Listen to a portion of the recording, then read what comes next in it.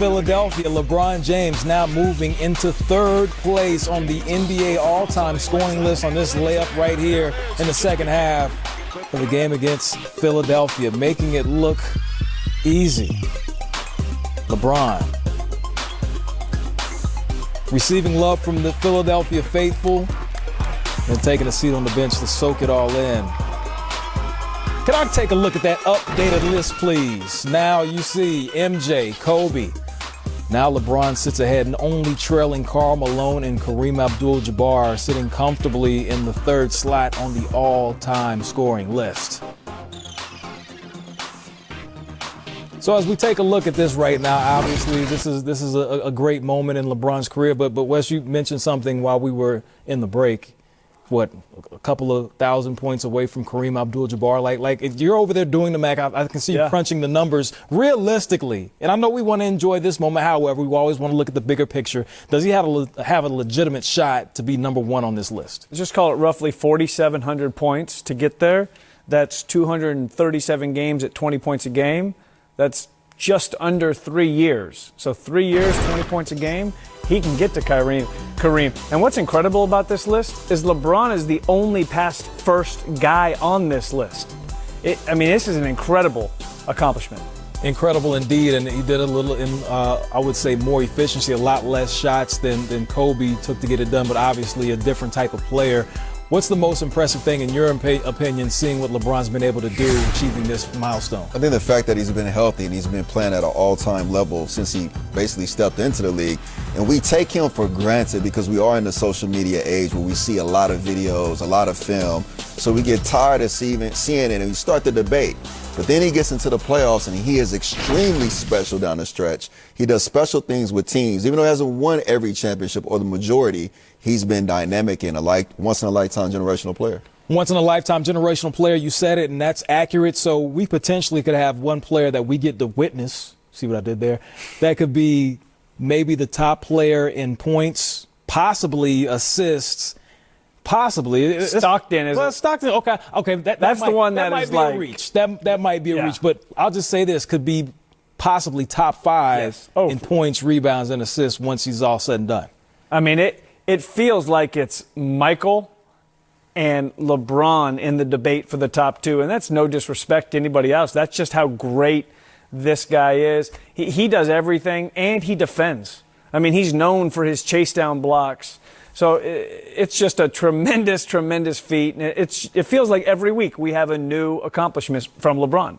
Out of all those statistics, which ones is the most impressive to you from LeBron's standpoint? I think assisting, because it's hard to assist and put players in position to be successful, which this new generation does not understand in basketball. And Luka does, why he stands out.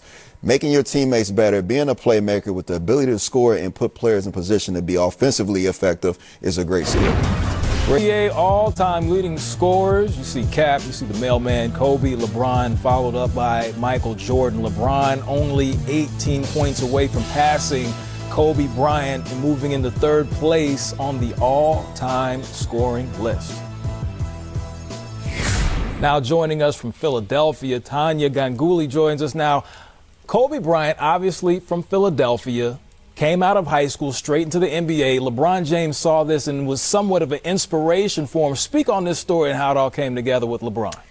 Yeah, he talked a lot about how even before he knew Kobe, even before they had ever met, he was somebody that inspired him because he saw what he did, and he sort of saw that as a path that he could take. As he always loved to talk about the kid from Akron, Ohio, who didn't know what he could accomplish in his life and has been able to do all of these great things. So I think it is special for LeBron. I mean, it was very special for him to pass Michael Jordan last year, and I think it'll be a very special moment for him tonight when we all assume that he's going to get it tonight. Yeah, we do assume that. I mean, if you put his averages together, it's pretty safe to say he's going to achieve another mark in his storied career. Now, obviously, we've seen Kobe make appearances at Staples Center. We've seen them embrace and have some good moments, all captured on video and on stills as well. What is that relationship like now? Is that just what we see at the games, or do they have a relationship behind the scenes as well? I don't know that they're especially close behind the scenes, but I do know that Kobe really, in his retirement, has really felt like he's wanted to embrace the next era of Laker basketball. And so, he's not planning to be here. He was saying he wanted the moment to belong to LeBron. And he sort of talked, he's talked a little bit in the past few weeks about how he wants Laker fans to really embrace this moment and be okay with it, because there's always this tension, but there's always this tension among Laker fans for people who are fans of a certain player and comparing greatness and comparing different eras. And I think the message that Kobe wanted out there is that it's not going to be he doesn't see this as a bad thing at all. He sees it as a great thing that LeBron's going to be doing this in a Laker uniform, and he plans to call him after the game, of course, if it happens. Obviously, this is a road game away from Staples Center, but this is a major accomplishment. Do you know of any type of special plans that they've made when he does pass Kobe Bryant? Is there anything that's going to be done during the game? I think it's something that the 76ers are definitely going to recognize. It was interesting last year when LeBron passed Michael Jordan. It happened at Staples Center, and it was a very subdued response. They didn't stop the game for it. They did do a little tribute to him on the video board once the game had stopped, and LeBron kind of took a moment to himself. He put a towel over his head and just kind of took a moment with himself for that. But I bet the Sixers will have something special planned for this. Distinguished gentleman next to me, we're about to chop it up about these two teams you see on the screen. You see them right there, the magic of television, the Rockets and the Denver Nuggets. Listen, the Rockets, James Harden, not necessarily playing his best basketball in this stretch right now. Russell obviously playing a lot better. But what's going on with James Harden right now, Wes? This has to be some level of a build-up with all that he has done for this team. The usage, the games, he's durable, he plays a ton. Everybody goes through a dip. But this is a significant shooting slump for a guy that was averaging 39 a game, almost 40. Now he's down to 30 and just had his lowest scoring game of the year last night. Yeah, I can't remember the last time I saw him score 12 points. It might have been in an OKC uniform. I mean, what has to change for James Harden right now? I mean, you have to think about it. Usage is a great word that Wes has used. He's a gym rat. In the summertime at UCLA, at Rico Hines runs, he is there every day dominating games. He's getting his workout in, he's doing his training, and he's playing pickup. He's going to have to pull back on summertime basketball to be ready for the longevity of a season. Indeed, because we usually see the collapse. I mean, don't want to throw any shade, but it is what it is. We usually see it sometimes later in the playoffs, but this is uncharacteristic for James Harden, someone who's been consistently dominant in his last couple of years in the Rockets uniform. Now, Russell Westbrook, on the other hand, it's like he's hitting his stride right now. We've seen him he's just taken off. I mean, the transition game has been up this season with the Houston Rockets. What do you like about Russ and how he's starting to fit in with Houston? He has been the best version of himself. In the beginning of the season, he was trying to fit in. He was shooting a lot of threes. He was playing off the ball, kind of being passive aggressive.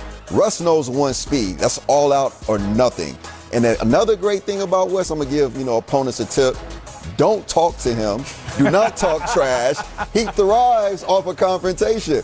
So as the fans talk and he's engaging with fans, getting them kicked out or pointing them out, and the other team starts to talk, you put Russ right into his comfort zone. Oh, yeah, the last 20 games have been outstanding. Now, Wes, as far as team chemistry and just the overall play of the team on the floor, how big is this right now that he's coming into his own right now at this point in the season?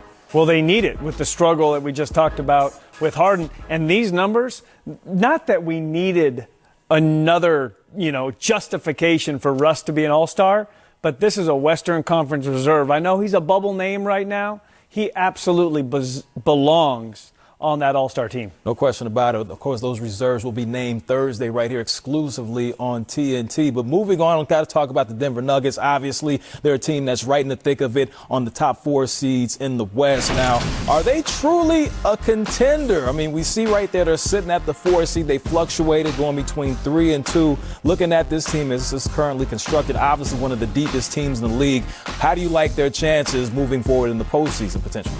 I like their chances. A lot of talk early. Jokic was not the MVP candidate that we know 2 years ago. This January, he's playing much better.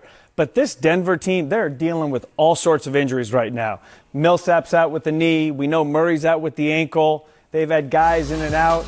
This team needs to get healthy. They're healthy. They got a chance. Jamal Murray's been playing great. It's unfortunate with the injury. Sapp is a vet. He knows how to play. Jerry Sloan raised him in Utah.